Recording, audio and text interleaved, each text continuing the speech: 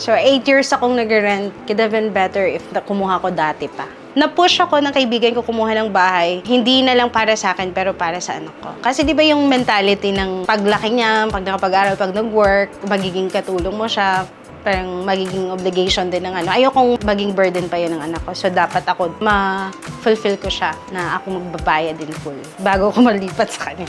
Disadvantages or challenges nung nagre-rent ka kasi nagbabayad ka pero hindi sa'yo. Tapos mag-work ka, yung nire-rentahan mo, uuwian mo lang para matulog, tapos alis ulit. Tapos yung mga utilities, pag may nasira, aayusin mo siya pero alam mo na hindi sa'yo. Instead na every time na, di ba, pag sa mga BPO, deserve ko to, ganyan. Well, iba-iba naman kasi tayo ng perspective on how we deal with, naman, di ba, lives. Pero kung, wise ka mag-spend ng pera mo, mas magandang i-spend mo siya sa bahay. Mag-start ka at a young age. In the long run, hindi mo mamamalayan, may bahay ka na. Kasi habang tumatagal, tumataas din yung value ng, lupa.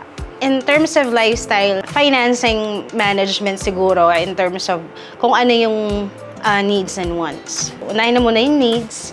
Huwag nang kumain sa labas. Tsena. Siguro, yun ang una kong target, mag-cut ng expenses. Ako si Judel Huaba, nakakuha ng bahay sa Fiesta Communities, Dapdap.